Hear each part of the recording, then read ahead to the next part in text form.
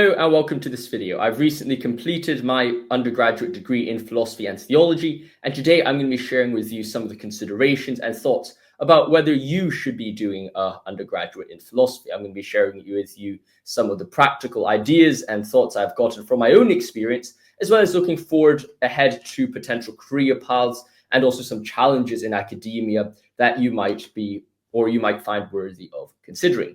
To get started off, you need to question yourself when you're thinking about doing a degree in philosophy. I did philosophy and theology, but something philosophy related, whether you're doing this as a career or just as a hobby. Now, of course, when you're applying to university and you're 18, it might be a bit early for you to consider doing something for the career. You probably haven't thought about what you want to do long term in the next 10, 20 years. You're still 18, and that's very reasonable. But you want to start thinking, well, can I really focus on academia as a career? Or when I'm doing philosophy as an undergraduate, this is something out of interest. Maybe I like reading some existentialist works that I've come across. Maybe I like watching some philosophy videos online. You like watching this channel. Maybe you like watching people like Alex O'Connor, or you might like watching people like Jordan Peterson. I don't know what background you're coming from, but you might look at some philosophy content or what is quote unquote philosophy content online. Maybe you've read a few books, a brief introduction to philosophy or things like that.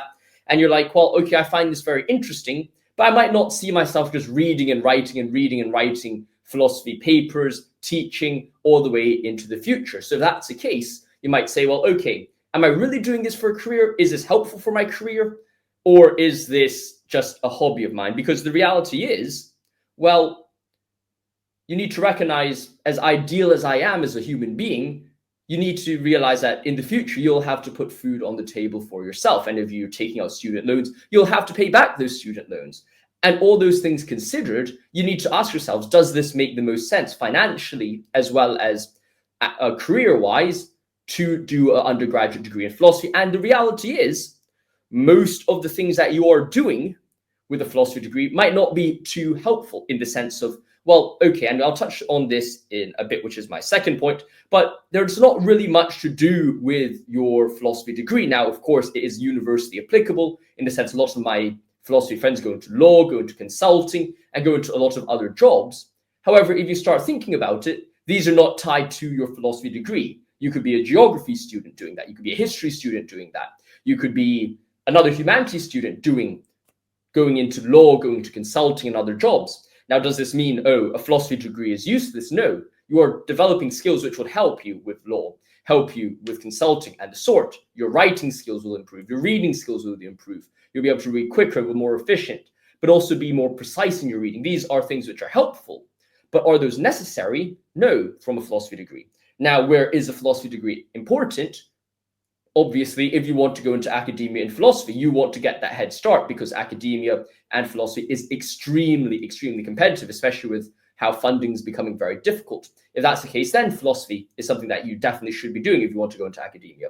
But I would say for most people, going into academia is probably a very small subset of the large people who are developing or joining in this growing interest in philosophy, which is, of course, very good. So essentially, the first two things I want you to think about is, well, number one, what do I plan to do long term? Start thinking about, well, can I envision myself doing this as a career? And secondly, well, is my career plans lining up with doing a degree in philosophy? If you view undergrad as kind of this time to enjoy your life a bit, experience, socialize, and of course, perhaps do a degree on the side that you're interested in, then of course, philosophy is good for that. But if you really want to say, well, I want to get as far ahead as I can in my career, maybe in law and whatnot, maybe those are other things that you might consider and just say, well, all right, I can just do philosophy on the side. And the reality is you can do philosophy on the side at one of the most rigorous philosophy programs in the world, undergraduate programs in the world.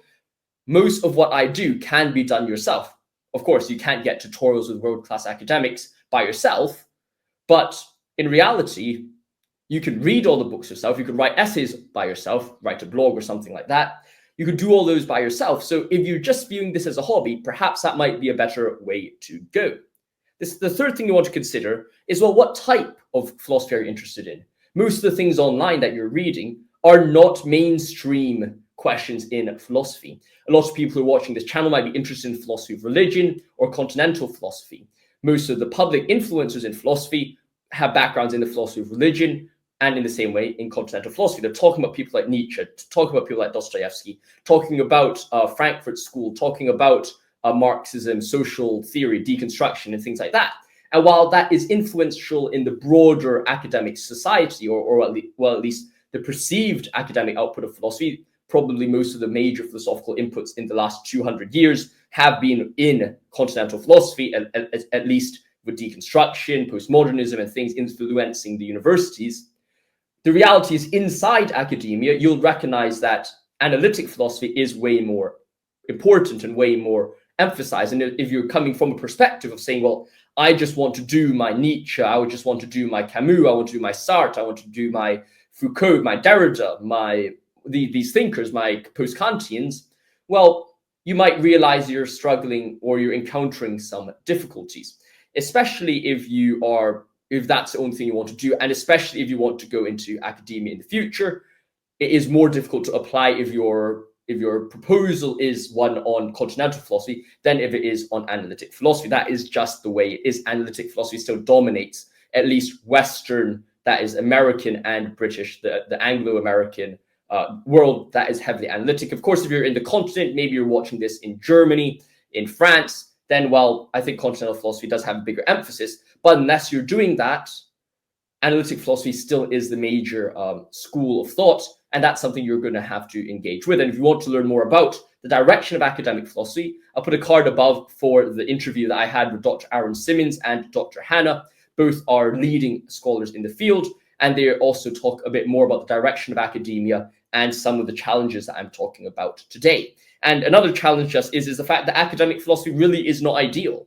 There is really no reason for why you would want to go into academic philosophy unless you really love teaching, you find really a lot of meaning in writing and reading, and that's basically it.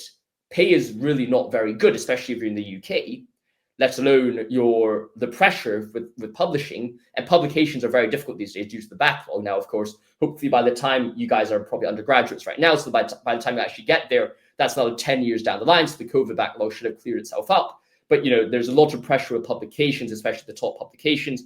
There's lots of uncertainty with jobs. Most people are being put on adjunct positions instead of tenure track positions. It's really the opportunities to progress in academia is very limited. For example, even though I'm applying with a great portfolio, of course, I got to Oxford, Edinburgh, Boston College, really good universities. It was quite a difficult process applying over in the States. So, there's a lot of challenges going on in the academic lifestyle, both as you're moving up the ranks by getting your degrees, of course, your bachelor's, your master's, and then your PhD or DPhil. There's a very long kind of struggle there, but there's also a very large struggle when you're getting into the job market. Academic job market, it's really horrible. People, even with loads of publications, are struggling to find jobs, even as established academics. So that's something you really need to wrestle with and try to get a hold of. And of course, pay is not very good. So if you're going into academia thinking you're going to get a good payday, that's not very good. The US is a bit better when you get, I think, I can't remember the fees, but an associate professor might get $100,000 a year. And you could say, well, all right, that's of course very reasonable. But at the same time, compare that to a lawyer or other jobs, that of course there's a bit of a differentiation there. So that's a challenge. And the final thing that I would say, and this is perhaps the most important thing as well, really look at what is required in the degree. How rigorous is that degree that I'm applying to? Because it's all well and good to say, I really like doing philosophy, but unless you're doing philosophy in the way philosophy is intended, which is reading, writing, challenging your ideas, discussing it, being challenged, being criticized,